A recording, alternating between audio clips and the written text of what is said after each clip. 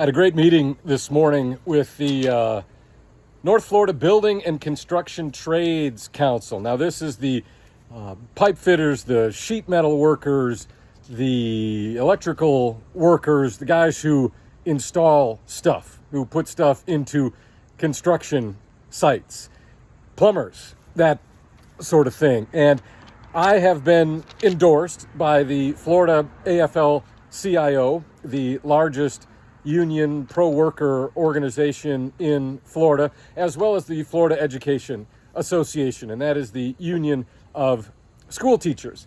And I have been endorsed because I am a working person. I advocate on behalf of working people, and I advocate on behalf of labor unions. Both of my parents were union members. Union labor put food on my table every single day growing up. And in Florida, unions are under attack and have been under attack. I think of unions like churches. You shouldn't have to go to church. You shouldn't have to join a union. But if you want to, access should be easy and available for everyone. And in Florida, access to unions, the ability to join a union is incredibly difficult. And that is so because our state is captured by corporate interests. In District 15, which I am running for, one of the worst union busters in all of the state resides. Dean Data Center Black. Dean Black hates working people, hates unions, loves corporations, loves corporate money, and spends most of his day figuring out how to work against working people for the wealthy, for the powerful, for corporations. Now, what is the North Florida Building and Construction Trades Council looking for from state government? I got a handy-dandy handout here, and this is very helpful. I don't pretend to know everything about labor law and labor issues. What I do know is that working people and labor and unions build this country, make this country strong, and lift wages and working conditions for all people. And I also know that unions have been at the forefront of every movement for social justice in this country in the 20th century, from the women's right to vote to civil rights, on and on and on. End the misuse of 1099 workers in licensed trades. Workers performing licensed construction work should be employees, not misclassified as contractors, independent contractors. Absolutely. Of course.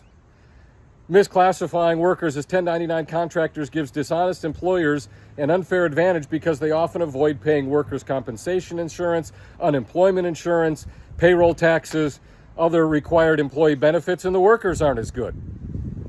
They are not union workers. They don't have the same skill. They don't have the same training. 1099 workers, if you go out to a job site, those should be W-2 employees, not just a bunch of guys, 1099 workers. Restore local decision making. This is home rule. Number 3, increase penalties for contractors who employ undocumented workers. Hey, how about that?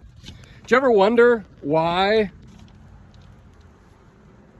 it's always the worker, always the individual who bears all of the burden and the pain and the prosecution and persecution for being undocumented in this country, and never the employer who hired that person? Why are employers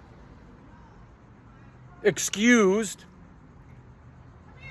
from breaking the law and hiring undocumented workers who take jobs from citizens, legal residents, from union workers? You'll figure that one out if you think long and hard enough on it. Protect registered apprenticeship programs. That's point number 4 of the North Florida Building and Construction Trades Council's asks from state government. Protect registered apprenticeship programs. Registered apprenticeship programs should provide highly skilled workers improve job site safety, and create career opportunities for Florida. State policy should encourage the use of registered apprenticeship on registered apprenticeship, not some guy saying, I've got an apprentice program. Registered apprentices on public projects and continue investing in workforce development that benefits both workers and employees. Absolutely. Ensure fair competition. Every contractor should compete under the same rules. Obviously, the state should aggressively enforce worker classification laws, licensing requirements, payroll laws, and insurance requirements so that responsible contractors are not undercut by companies that ignore the law. Quite obviously. Union people, working people support my campaign because I support unions and working people.